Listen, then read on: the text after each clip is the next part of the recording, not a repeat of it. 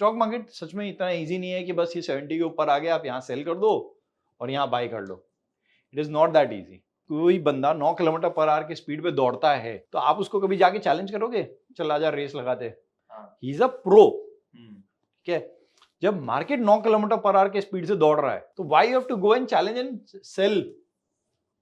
Market full speed में दौड़ रहा है अप साइड में, 70 के ऊपर है, एंड आप उसको जाके चैलेंज कर रहे हो, मतलब आप हुसैन बोल्ट को चैलेंज कर रहे हो कि चल आजा लाख लाख रुपए की शर्त लगाते, कौन जीतेगा। तो सीधी बात है सर, हार नहीं है।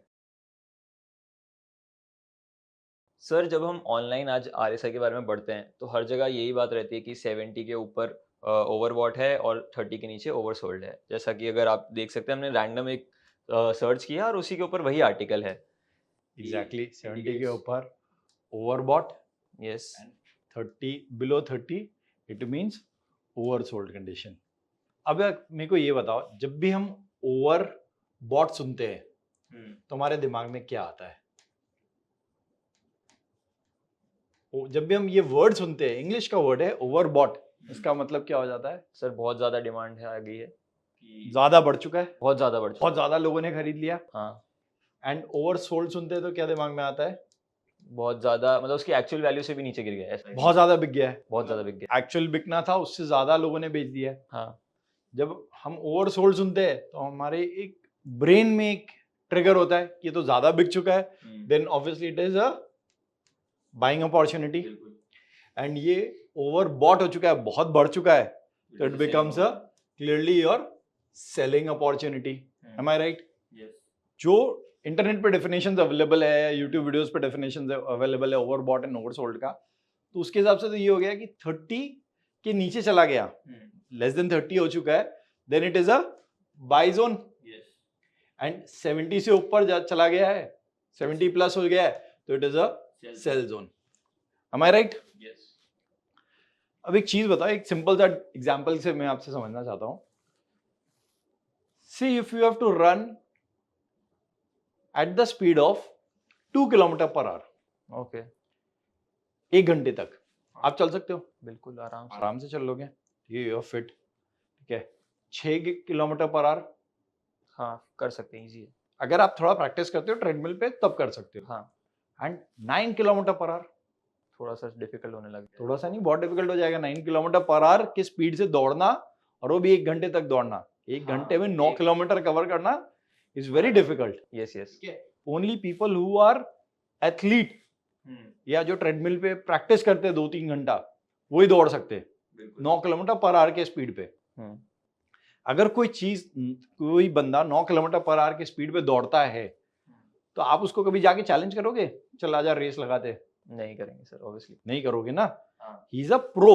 ठीक है, जब मार्केट 9 किलोमीटर पर आवर के स्पीड से दौड़ रहा है, ओके, मतलब फुल स्पीड में दौड़ रहा है, तो why you have to go and challenge and cell.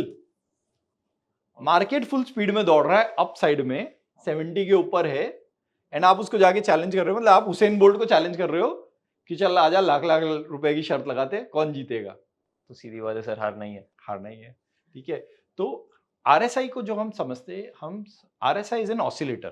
ठीक है, ऑसिलेटर मतलब हो गया, it is like a pendulum, जो कि हम पेंडुलम देखते हैं ना, घड़ी में होता था एक पेंडुलम, इधर से उधर मूव करता था, तो ये 0 हो गया और ये 100 हो गया। ठीक है, हम आरएसआई को समझते हैं ये पेंडुलम जो होता है ये ऐसा इसी तरीके से मूव करेगा, 0 से 100 के बीच में, नीचे चला गया 0, ऊपर चला गया 100, बट ये ऐसा नहीं है, it is slightly tilted. In an up market it will be like this. मतलब क्या हो गया, ऊपर में 100 की रेंज हो गई, नीचे में 30 की रेंज हो गई, ये इसी के बीच में ऑसिलेट करेगा। जब मार्केट स्ट्रॉन्ग अप ट्रेंड में है तो ये 30 के नीचे नहीं जाएगा, तो जो आपका ओवर सोल्ड जोन था उसमें कभी नहीं घुसेगा, ये हमेशा कहां रहेगा, 70 के ऊपर ओवर बॉट जोन में, और वो कंटिन्यूसली वहां से राइड करेगा। इनफैक्ट 40 के ऊपर इसको सपोर्ट मिल जाएगा और वहीं से ये बाउंस कर जाएगा बार बार, और most of the time it will spend between 60 and 100। Most of the time it will spend it's time between 60 and 100 के बीच में इन अप मार्केट में। Similarly in the down market, जब मार्केट गिर रहा होता है तो ये कहां ऑसिलेट करेगा, 0 एंड 70 के बीच में। यस।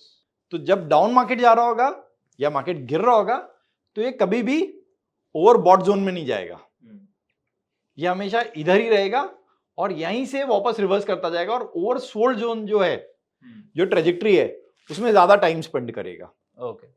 मतलब जो हम बोलते हैं ना 0 से 30 का जो ट्रेजेक्टरी है, और उसके बीच में जब ये गिरेगा, ये इसका मोमेंटम शायद 5 पॉइंट का ही होगा, लेकिन प्राइस में बहुत मैग्निफाइड रिटर्न फॉल दिखेगा हमें, बहुत मैग्निफाइड।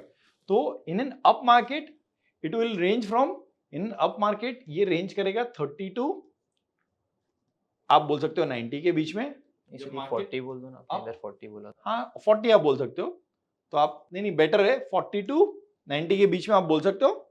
और in down market it will oscillate between, जो ऊपर में रेंज बनेगा इसका वो है 70 में, और नीचे में ऑब्वियसली 10 तक वो 70 एंड 10 के बीच में या 60 एंड 10 के बीच में ऑसिलेट करता रहेगा। ओके। अगर मैं आपको इसे एग्जांपल के थ्रू बताऊं तो अब आप देखो ये हीरो मोटो का चार्ट है। ओके, क्लियरली आप देख सकते हो ये स्टॉक यहाँ, ये स्टॉक कहाँ था, 6200 के रेंज में, ठीक है, और आज ट्रेड कहाँ कर रहा है, 4200 के रेंज में। 2000 पॉइंट का फॉल इंडिया की सबसे बड़ी बाइक कंपनी में, ठीक है, तो क्लियरली एक स्ट्रॉन्ग डाउन ट्रेंड में, ऑलमोस्ट 30% जैसा सर। हाँ 2000 पॉइंट गिर गया तो ऑलमोस्ट 30%, ठीक है, और यहाँ से तो उसको 50% बढ़ना पड़ेगा तो वो जाएगा। बिल्कुल। ठीक है, अगर आप अब इसका RSI देखो, RSI कहाँ ट्रेड कर रहा है, ये 70 का यहाँ उसने घर तोड़ा, ठीक है, ये 70 का जोन है, 70 का घर तोड़ा। जैसा हमने अभी डिस्कस किया था, RSI कैसे ट्रेड करता है on a down market, it is like this way. Yes, 0 to to 70 के ऊपर रेंज में, मतलब नीचे ऑब्वियसली 0 नहीं जाएगा, 10 तक जाता है, 0 तो कभी जाएगा नहीं RSI, ना कभी एग्जैक्ट प्रिसाइज 100 जाता है, तो इसी रेंज में वो ट्रेड करता रहता है। ओके। तो आप देखो यहाँ आया नीचे, आई थिंक 9 या 10 का वैल्यू रहा होगा, ऊपर वापस गया 40 से वापस रिवर्सल 10 वापस, तो इसकी मैक्सिमम यहाँ से यहाँ की जो ट्रेजेक्टरी है, इसने कितना ज्यादा टाइम यहाँ पे ओवरसोल्ड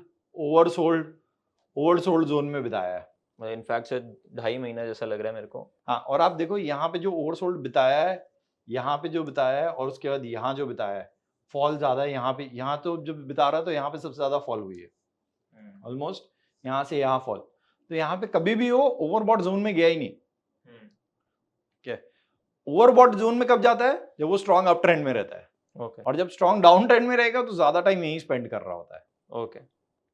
तो ये मिथ है, ये गलत सोचने का तरीका, और स्टॉक मार्केट सच में इतना इजी नहीं है कि बस ये 70 के ऊपर आ गया आप यहाँ सेल कर दो और यहाँ बाय कर लो, it is not that easy. अगर मैंने यहाँ बाय किया होता तो इनफैक्ट हाँ, आप तो यहाँ भी आपने बाय किया होता समवेयर अराउंड 4000 5000 के रेंज में, ये 5000 का रेंज था, आपने यहाँ भी बाय किया होता तो 4200 पे खड़ा है। एग्जैक्टली, अगर यहाँ पे मैं ओवरसोल्ड इनफैक्ट आप देखो यहाँ से जो ब्रेक डाउन हुआ है समवेयर अराउंड 5600 से, यहाँ 5600 का ब्रेक डाउन था इस पॉइंट पे, यहाँ से यहाँ तक कभी उसने 50 का भी RSI क्रॉस ओवर नहीं किया, मतलब 50 को भी उसने क्रॉस नहीं किया है कभी भी, 50 के भी नीचे ही पूरी उसकी ट्रेजेक्टरी रही है। तो जो हम बोलते हैं ना रेंज, यहाँ पे हम जो डिस्कस कर रहे हैं कि इसी रेंज में जाता है, तो आप देखो ये यहाँ पे प्रॉब्ली 10 तक जा रहा है और यहाँ से 50 से पेंडुलम की जैसे स्विंग कर जा रहा है वापस। ओके।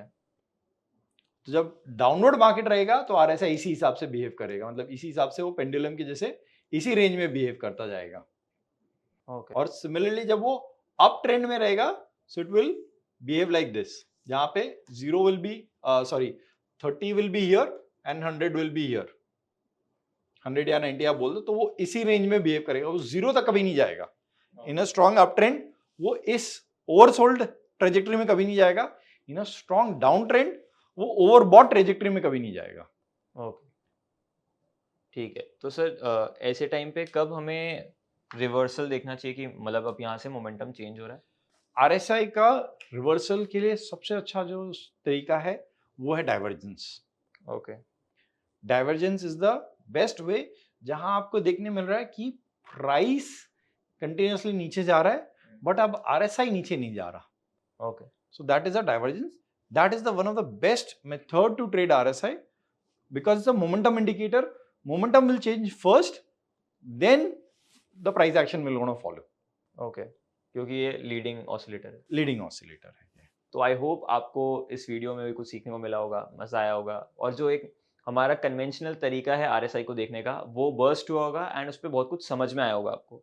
ऐसे अगर आपको वीडियोस और समझ में आ रहे हैं, आशीष सर का पढ़ाने का तरीका अच्छा लग रहा है, तो सर ने हमारे प्लेटफॉर्म पे एक कोर्स बनाया है जहाँ पे सर ने एक इन डेप्थ स्ट्रैटेजी पढ़ाई है, डिस्कस करिए, समझाइए.